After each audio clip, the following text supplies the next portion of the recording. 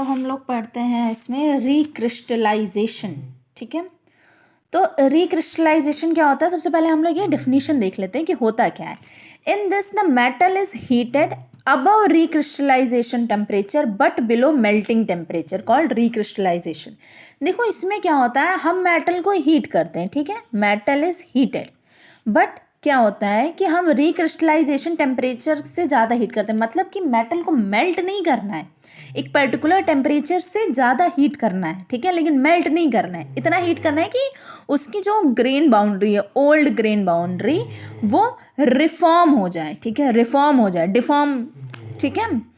अब क्या होता है, अब हॉट वर्किंग प्रोसेस देख लेते हैं। ठीक है, इसमें दो तरह के तुम्हारे प्रोसेस, रिक्रिस्टलाइजेशन जब हम पढ़ते हैं तो हम मेनली दो प्रोसेस पढ़ते हैं। ठीक है, एक होता है तुम्हारा ये हॉट वर्किंग प्रोसेस, ठीक है, और दूसरा होता है आपका ये कोल्ड वर्किंग प्रोसेस। ठीक है, हॉट वर्किंग प्रोसेस में क्या होता है, in this process the processing done above recrystallisation temperature.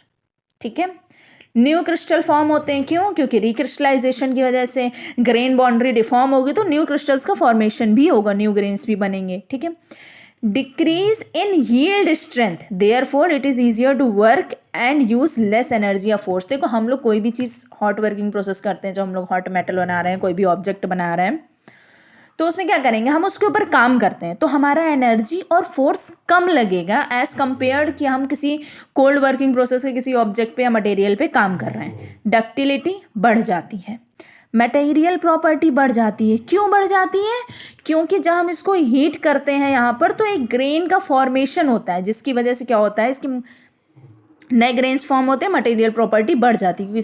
ठीक है, अब है सरफेस फिनिश नॉट गुड। अब भाई हर चीज़ तो अच्छी होगी नहीं, है ना, तो लेकिन अब क्या है, ये आप ना इसको डिसएडवांटेज में भी चाहो तो लिख सकते हो ये पॉइंट। एक ये डिसएडवांटेज है कि भाई इसका सरफेस फिनिश अच्छा नहीं होता है। स्ट्रेंथ और इलोंगेशन इंक्रीज होता है, ये दोनों हमारी क्या है, ये दोनों है हमारी मैकेनिकल प्रॉपर्टी। ठीक है, तो अगर इतना लंबा लिखने का मन नहीं है तो फिर ये भी लिख सकते हो कि इस प्रोसेस के ड्यूरेशन में हमारी मैकेनिकल प्रॉपर्टी बढ़ जाती हैं। तो चलो अब आ जाते हैं कोल्ड वर्किंग प्रोसेस, कि कोल्ड वर्किंग प्रोसेस क्या होता है।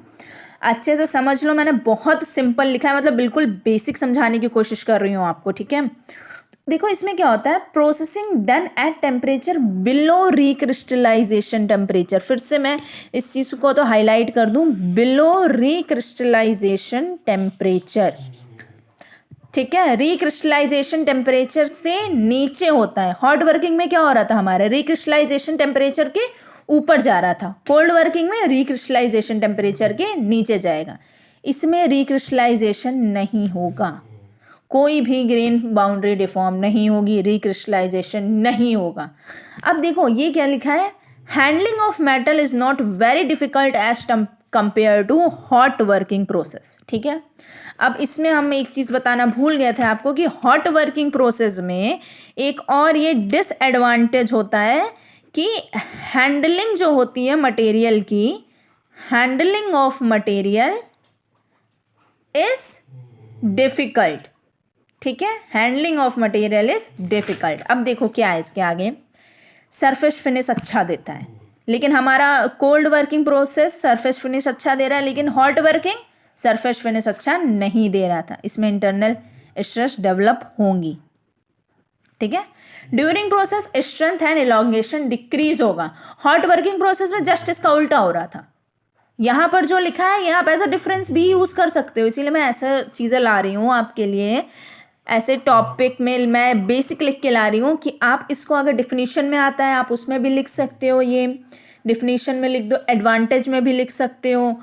ठीक है, मैंने यहाँ पर आपको डिसएडवांटेज भी बताया है। ठीक है, तो ये मतलब आप हर जगह यूज़ कर सकते हो, इतना बेसिक पढ़ लो ना आपके लिए बहुत है। कोई भी इंजीनियरिंग एग्ज़ाम हो, डिप्लोमा हो, बेसिक हो, तो ये सब ये बेसिक में आता है, ज़रूरी है।